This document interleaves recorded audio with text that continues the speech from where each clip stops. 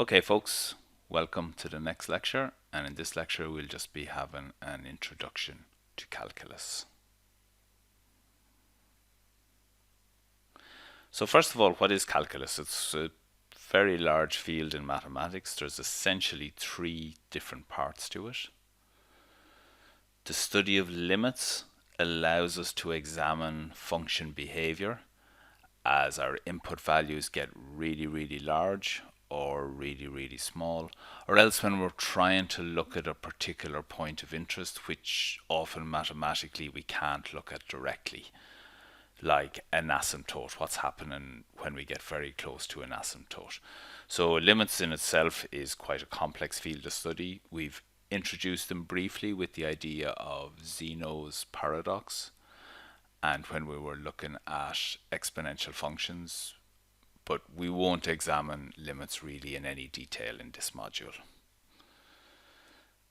Another field of calculus is the study of integrals. This allows us to study how a function accumulates area. So if we can use integrals to find the area under a curve, and this is lots of different applications in science. But again, integrals and integration, we need to study the third area first, derivatives, before we study integrals. So again, integrals and integration won't really be a part of this module. The area we're most interested in is the study of derivatives, and this is kind of the foundation stone of calculus. Once we understand derivatives, then we can start to study integrals in more detail. And in maths, integration and differentiation. These two are often regarded as the inverse of each other. So there is strong links and correlations between the two, but the study of derivatives nearly always comes first. So that's what we'll be looking at. And derivatives studies the rate of change of a function. And more importantly, it actually gives us the instantaneous rate of change. And that's what we're going to examine in this lecture in particularly. How do we find this instantaneous rate of change? So that's the topic, differentiation, rate of change. So we're often interested as scientists in this instantaneous rate of change. So for example, microbiologists to be interested in the rate of growth of a microbial population as time passes. A medical scientist is interested in how quickly a drug is being absorbed by the circulatory system. Wastewater scientist needs to know how flow rate is related to pipe diameter. And nutritionalists are often interested in the rate at which a food type has been absorbed by the digestive system. So anytime we come across these words, rate or how quickly, as soon as you see the word rate of change, you can be fairly sure that derivatives are going to lie at the heart of our analysis. So finding the instantaneous rate of change between 2 points is fairly straightforward. So we'd usually have a line, we'd find 2 points on them, we'd find the change in y over the change in x. And that's fairly solid maths. We'd know then m is equal to y2 minus y1 over x2 minus x1. However, finding the instantaneous rate of change, so if we're only interested in 1 point, that's a completely different manner. And this is what we're looking for all the time. I want to know, if necessary, to 10 decimal places what the slope is at any point on a curve. This is quite tricky.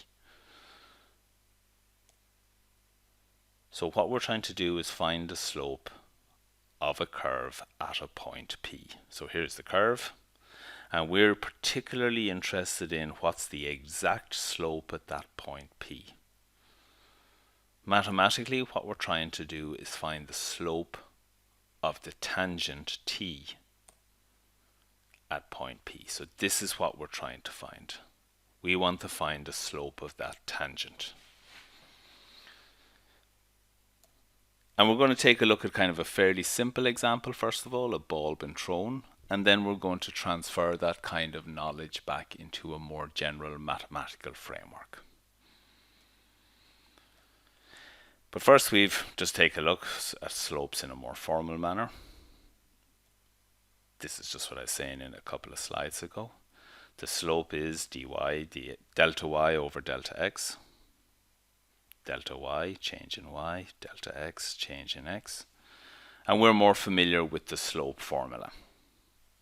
This one down here, y2 minus y1. Remember, it's always vertical change over horizontal change. So with a straight line, it's fairly straightforward because the slope never changes. If we have 2 points, we can always find the slope, and we know then that the slope is going to be the same regardless of where we look on that line. If, however, we're taking a look at a curve, so we look at a simple example like a ball being thrown, which is usually given by a quadratic function. Here's our quadratic function, and we've looked at this example earlier when we looked at quadratic functions several weeks ago. Sketch a curve of the function. Determine the height of the ball at 5 seconds. Determine the speed and direction of the ball after 0.5 seconds. Determine the height of the ball at 0.5 seconds. And then determine the maximum height reached by the ball. So this was an example we looked at earlier.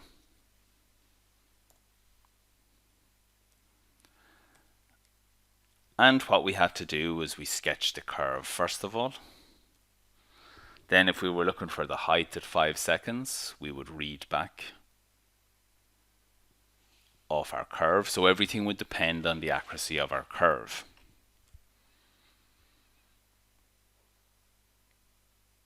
If we were looking for the speed and direction at the same time, we'd have to draw a tangent at the point of interest. And remember, when we were drawing tangents, we were discussing about how well every student would draw that tangent at slightly different angles. So everyone would produce slightly different values for. Well, the speed is the change in height. So for each student, determining the slope of that tangent is going to produce slightly different results. We'd need to pick a second point on the tangent and then use our slope formula. y2 minus y1 over x2 minus x1. If we feed in those values, we can determine the slope. But how do we know this is accurate? This is our big question, and as scientists we need accuracy. So this was the big problem with drawing graphs and drawing tangents to curves, is there was always human error involved, and we need to eliminate that human error. And that's what derivatives allows us to do.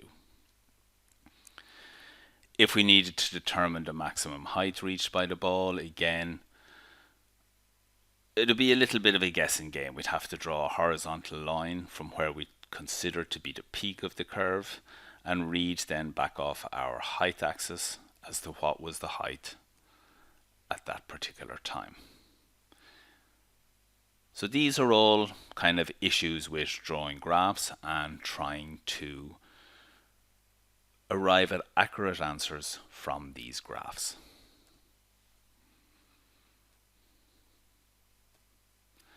So drawing tangents is not ideal for several reasons. Time consuming, not particularly accurate. If we needed to determine tangents at several different points, the graphs would get very cluttered. So there must be a better way, and there is, thankfully, calculus, and in particular in this particular study where we're looking for slopes of tangents, differentiation is the skill set within calculus that we use. And as I said, this is one of the most important branches of maths for scientists and engineers. So now we're going to take a look at just the underlying theory behind differentiation. And differentiation has loads of different names. It can be called differentiation, finding derivative, finding the slope of the tangent to a curve, the rate of change, the rate simply. So there's loads of different words to describe the same process. So I'll use them interchangeably, but don't be put off. They all mean the same thing. Everything we're doing in this lecture is all about finding the slope of a curve at any point we choose. So we're going to go back to the ball being thrown, but we're going to kind of do it in a much more analytical way. So we've met the thrown ball example and the issues that arise with trying to use graphs, hand-drawn graphs, to analyze our any answers we may have. And we're asked to find the height and speed of the ball at 0.5 seconds. So imagine we have a powerful motion triggered camera positioned right beside the ball at this time of interest at 0.5 seconds. So we're going to take a picture of the ball at this time and measure its position at this exact time. So at 0.5 seconds, we measured the ball is at 1.4125 meters height. And if we were to create it as a point on the curve, it'd look like this, as I've written down here. Now this value, 1.4125, we could find that by using the function. So if we use the height function and let t equal to 0.5, we would get that answer. But we're using the camera at the moment to determine everything. Very accurate camera and very, very sensitive. So what we're trying to do now is we want to find the slope of the tangent at this point of interest, but the problem is we only have 1 point. We need 2 points to find the slope. At the moment we've only got 1 point, and this is our problem.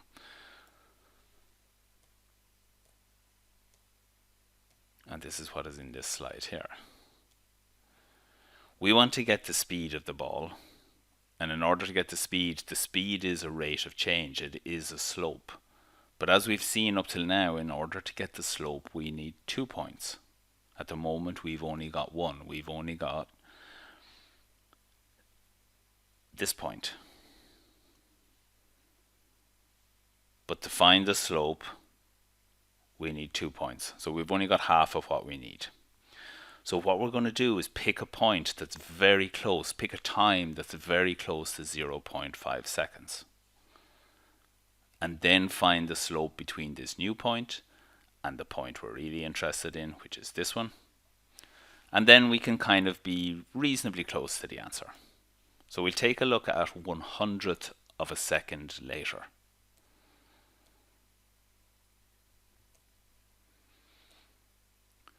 So we need to select a point which is really, really close to this point of interest. This is our point of interest. And then what we're going to do is, with this new point, we're going to make it move closer and closer to this point here. And essentially the idea is we move this kind of imaginary point so close to this point that eventually the distance between the 2 points becomes negligible. And when we've achieved that, then we can say we can find the slope between our point of interest, this imaginary point, which is infinitesimally close to it.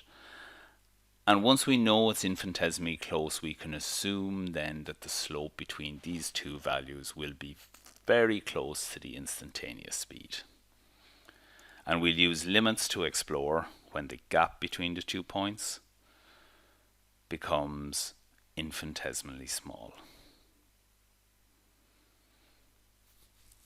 So that's what we're saying here, that delta x, the gap between the 2 points, becomes very, very small. So again, guys, just to kind of re-emphasize, we have only 1 point of interest, this one. But in order to find the slope, we need another point. That new point is going to be extremely close to our point of interest.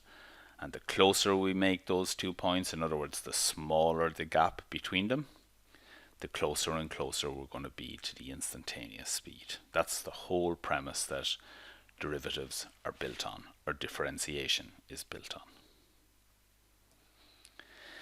So now remember our ball. We had our ball at one position at 0.5 seconds. This was its position. And now we're going to take a look at, well, 1/100th of a second later, where is the ball? So 1/100th of a second later, 0.51 seconds. Our camera registers the position of the ball as here. And again, we could find this position by feeding this value into here. But our camera is doing the work for us. Now we've got two positions.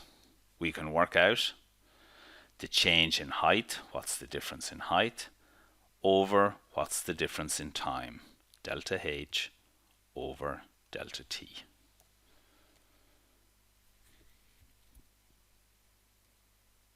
So we get the slope between these, so it's y2 minus y1 on the top, x2 minus x1 on the bottom. And that's what we have here. When we do the maths, we get this, and when we work it out, the slope of the line is 0.9445 meters per second. Remember, on the top we're measuring meters, on the bottom we're measuring seconds. And this, meters per second, is speed. So now we've got the average speed between these 2 points.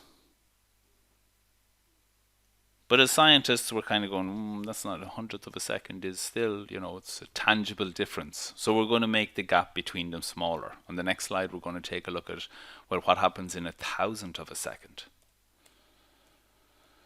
So there's our initial position, and now we just move 1/1000th of a second beyond this point of interest. And this is the position of the ball. We have a new point. And again, we can get the slope. What's the average speed of the ball between these 2 points? Delta H over delta T. We have the maths here. And when we work it out, we get a new speed, which is a little bit closer than the previous slide, or a good bit closer. It's 10 times closer.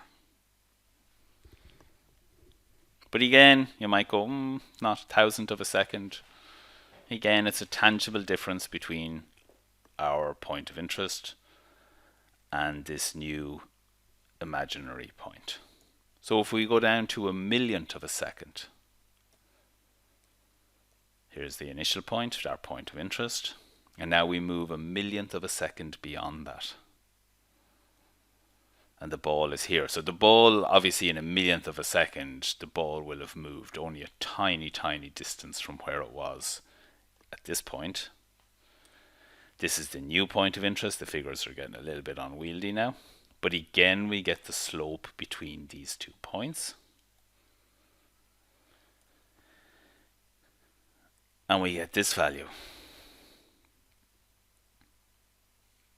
So now we're getting very, very close to the speed of the ball at our point of interest. On the next slide, I actually go on and bring it into 1/1000,000th of a second, but just the numbers got too unwieldy, so I'll just give us a quick review of what we've done so far. In 1/100th of a second, this was the average speed between the ball in its original position and the new position 1/100th of a second away. At 1/1000th of a second, this was the average speed. At 1/1,000,000th of a second, this was our average speed. And like I said, we could go on to do it with 1/1000,000th of a second. And this is the average speed between the ball at the position we're interested in, and then 1/1000,000th of a second away from it. The slope between those two gives us this. So I think you can kind of see that as we make the gap in time smaller and smaller, our speed is heading towards a limiting value. So as delta t gets really small, the speed of the ball gets closer and closer to 0.95 meters per second. And this idea is called the limit in maths. So this is also where limits comes into with calculus, but we're just going to kind of accept it. I think you can agree that as the gap gets smaller and smaller, the speed of the ball tends towards this value. And this, guys, is the basis of differentiation. We want to make the gap between our point of interest and a new point infinitesimally small, that they're so close together we can say they're almost the same point. But there has to be a tiny gap between them, otherwise our slope formula doesn't work.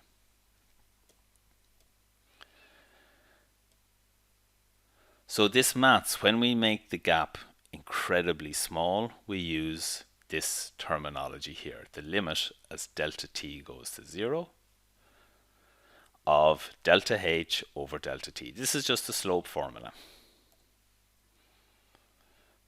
And essentially that little bit at the start gives us our instantaneous, and the bit on the right gives us the change in height over change in time, which is the slope. So this formula gives us the instantaneous slope.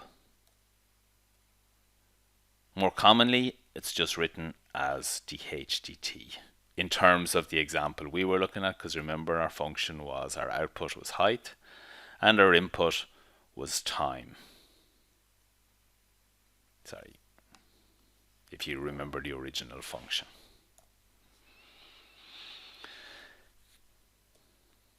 So now in more general terms, using x and y instead of h and t. So this is more of a mathematical definition, and it's a more kind of formal, rather than looking at ball and height and time, we're just using a point in general and x and y. So in terms of x and y, there's our instantaneous bit and there's our slope. And again, our output is y, our input is x, so the instantaneous slope is more usually called dy dx. So whenever you see dy dx, guys, don't let it put you off. It simply means the slope of the curve, but it's the instantaneous slope, which is very, very powerful. And that's just what I'm saying there. Dy dx simply means the slope, but in particular the instantaneous slope. So now in a more mathematical sense, it's the exact same idea. We're interested in finding the exact slope at this point P. Mathematically, we're looking for the slope of the tangent at the point P. But remember, with a tangent only touches the point at the point of interest. So we've only, again, we're back to the scenario, we're only interested in this point P. What's the exact slope at that point P? But the same logic applies. In order to find a slope, we need 2 points. So here's our point of interest. We choose a new point, which is extremely close to P. Now I've expanded things out to try and make it visually more acceptable, but this again, the idea is here is that we're a billionth of a second, or whatever x is in this case, away from P. This on a graph, the distance between these two would be barely visible. If we were to draw a line between these points, we could find the slope of that line. Now note, this isn't a tangent. This line would technically be called a chord because it's cutting the curve. But it's really just a line. And the slope of that line is delta y over delta x, as we know. Now on the next slide, we're going to make the gap smaller. So delta x is going to become smaller, just like we did with the ball. So now delta x is smaller, and again the slope of the line that joins these, the average slope of the line is delta y over delta x. So the idea is the same again, guys. We're making delta x smaller and smaller in each slide. On the next slide, I make the gap smaller again. And again, a line that's not a tangent yet, but we're getting closer and closer to L becoming a tangent. And that's what we want. We want to keep going until the gap between x and x plus delta x is so small that we can say it's negligible, and then we can say the slope of L is equal to the slope of the tangent, which is what we're interested in. So again, L is delta y over delta x. And now in this last slide, I've moved the point. It's negligibly close to P. It's incredibly close to P.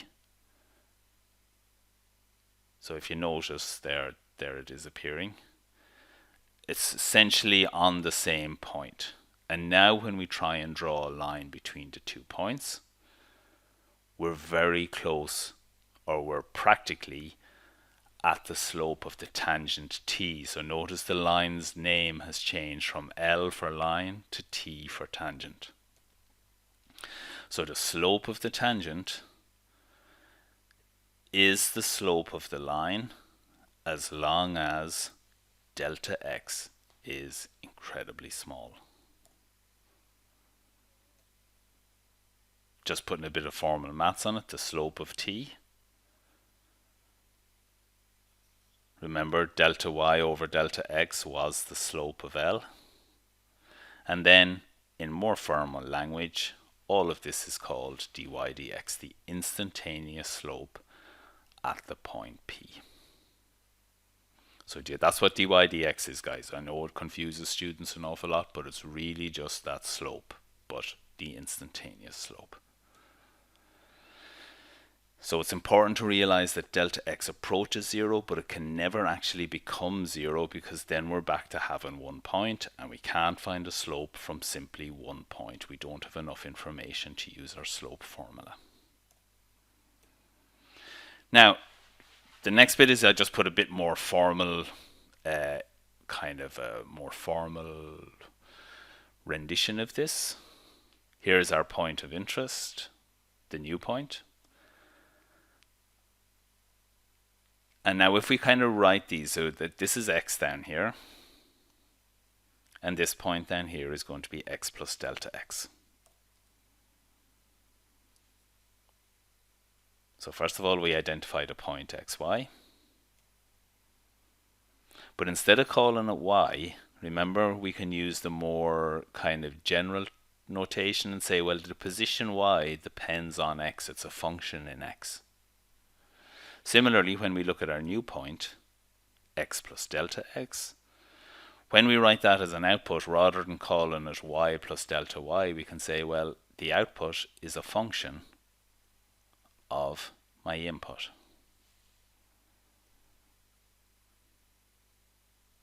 So on the y-axis, we're just using the more general notation for functions, which we met back right at the start of the module.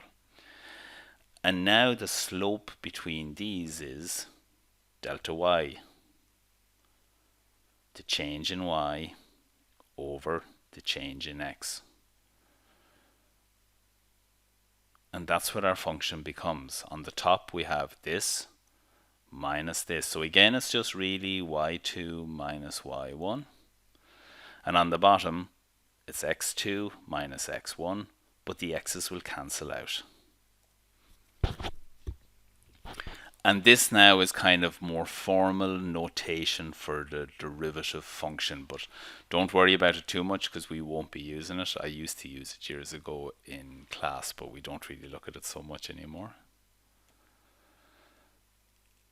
And now we're going to bring in the idea of the limit. So we're going to make that gap between the 2 points infinitesimally small. So as delta x approaches 0,